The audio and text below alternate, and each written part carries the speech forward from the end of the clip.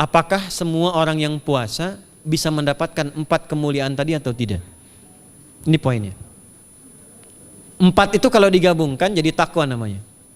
Singkatnya, apakah semua orang puasa pasti bertakwa? Ya, tanyakan Al-Quran. Apa jawaban Allah di Al-Quran? Dijawab langsung di ayat Siyam.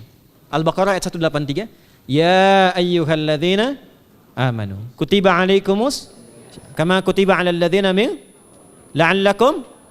Nah, kalimat tattaqun itu diawali dengan kata la'allakum. La'alla itu namanya harfut taraji. Saya ulang ya, di ilmu nahwu la'alla disebut harfut taraji. Al-Imam As-Suyuti berkomentar begini. Setiap ada satu harapan, keinginan besar yang ingin dicapai, tapi diawali dengan kata la'alla atau la'allakum, ini menunjukkan bahwa harapan itu, alhamdulillah, harapan itu tidak mungkin bisa dicapai kecuali dengan kesungguhan, keseriusan. Jadi ketika Allah menutup kalimat puasa, ayat puasa dengan kata la'allakum, seakan memberi kesan tidak semua orang puasa akan mendapatkan kenaikan takwa dan jaminan 4 kemuliaan tadi kecuali orang yang serius puasanya, orang yang sungguh-sungguh puasanya. Karena itulah untuk menunjukkan kesungguhan itu, bagian terakhir kita, Nabi memberikan 3 amalan utama. Saya akan bacakan dengan cepat 3 amalan utama yang dikuatkan oleh beliau kepada para sahabat sebelum tiba Ramadan dan sampai sekarang menjadi kurikulum Ramadan Nabi.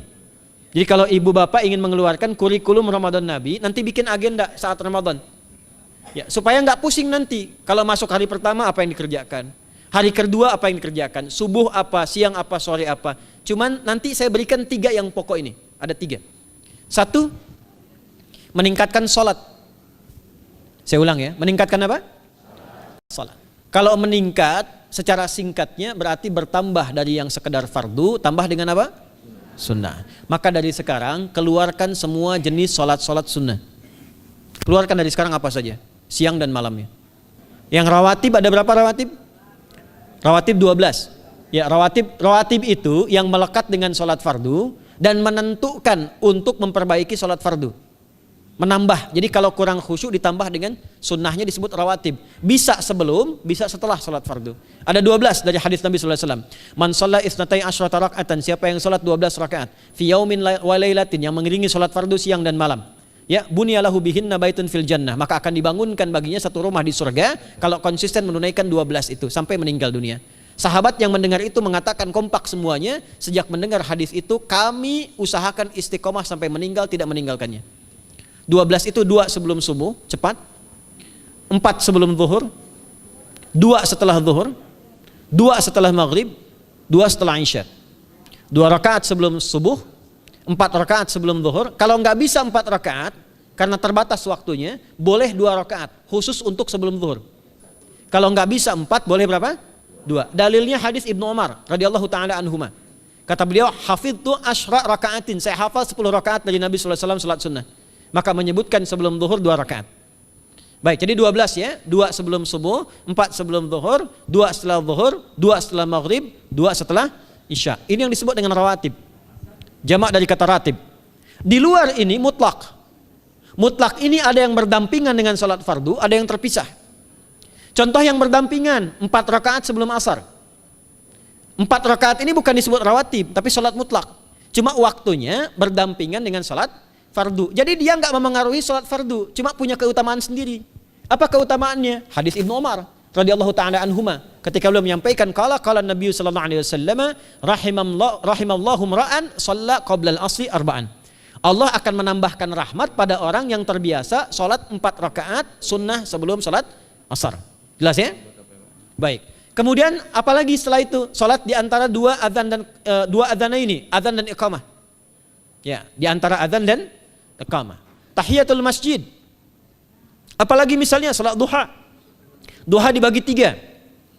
Awal duha itu kurang lebih 1,5 jam setelah salat subuh. Subuh sekarang misal 4:30, maka jam 6 muncul awal duha. Namanya syuruk. Saya ulang, salat apa namanya? Syuruk itu salat awal duha. Jumlah rakaatnya 2 rakaat.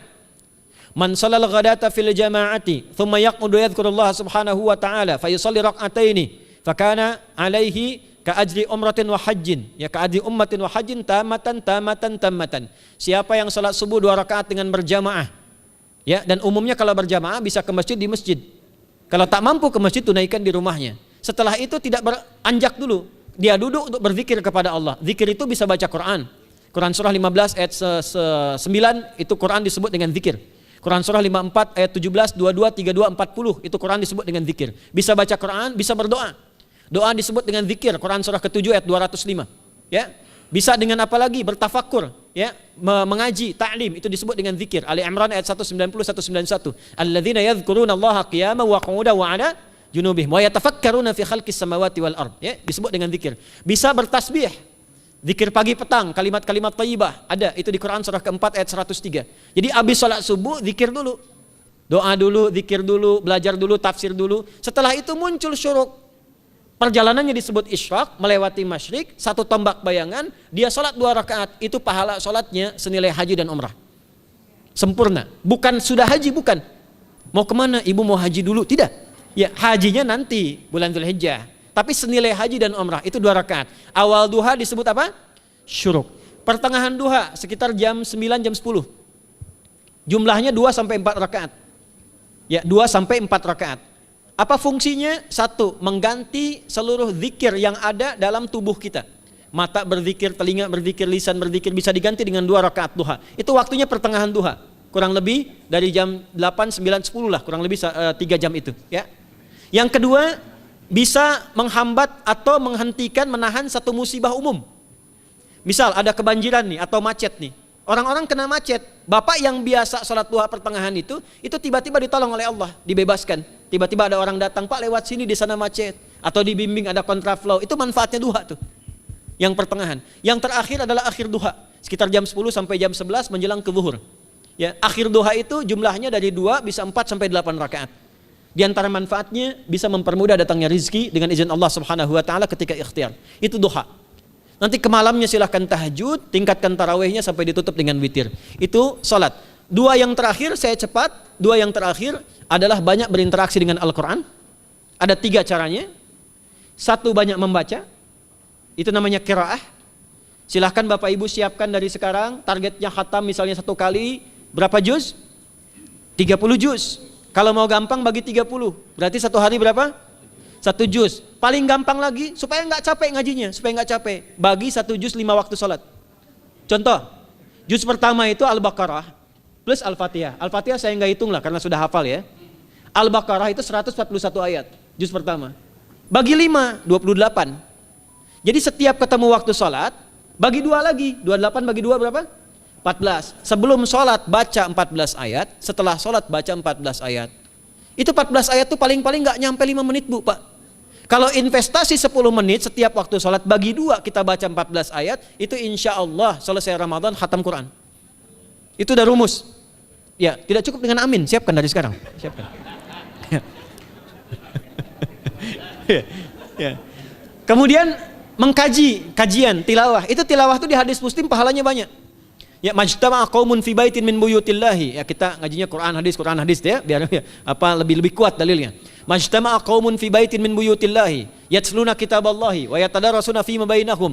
Ya, siapa yang bisa tilawah Quran, ngaji, tafsir, keluarkan misalnya untuk Ramadan 10 hari saya pengen tahu Al-Fatihah. Itu ketika dilakukan punya 4 keutamaan. 1, ghasyiyatuhum rahmah. Selama ngaji rahmat Allah dibentangkan. Kalau pengen doa cepat dikabulkan, kalau istighfar diampuni. Yang kedua, awas ini nazalat alaihimus sakinah, diberikan ketenangan dalam jiwa. Bapak Ibu pengen di rumah tangga nyari sakinah, isi dengan Quran di rumah. Amalan terakhir infak. Ya, hadisnya dari Ibnu Abbas, an Ibnu Abbas radhiyallahu taala anhuma, qala, ya, beliau mengatakan kana Nabi sallallahu alaihi wasallam ajwadan nas wa ajwadu ma yakunu fi Ramadan. Adalah Nabi sallallahu alaihi wasallam itu orang yang sangat luar biasa dermawan dan lembut. Dan bertambah dermawan lagi ketika tiba Ramadan. Apa yang dilakukan Nabi? Mensupport sahabat, siapapun yang punya anggaran untuk infak, disiapkan sebelum Ramadan. Jangan berpikir banyak Bu.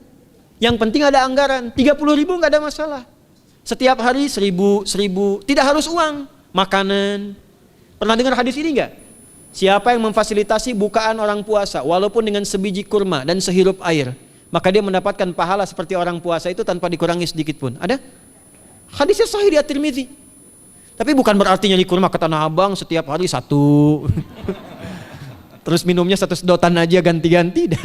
Ya, maksudnya apa? Yang paling minimal kita bisa keluarkan. Itu pahalanya 700 kali lipat dikali 10. Paling standar. 700 kali itu standar biasa di hari ini. Dalilnya Al-Baqarah ayat 261 yang dibacakan Adinda tadi kita itu. Ramadan kali 10 lagi. Maka dari itu disiapkan dari sekarang untuk infak.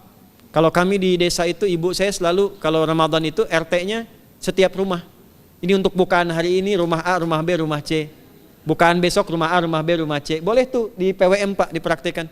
Ya, misalnya anggota perserikatan siapa dikasih kesempatan.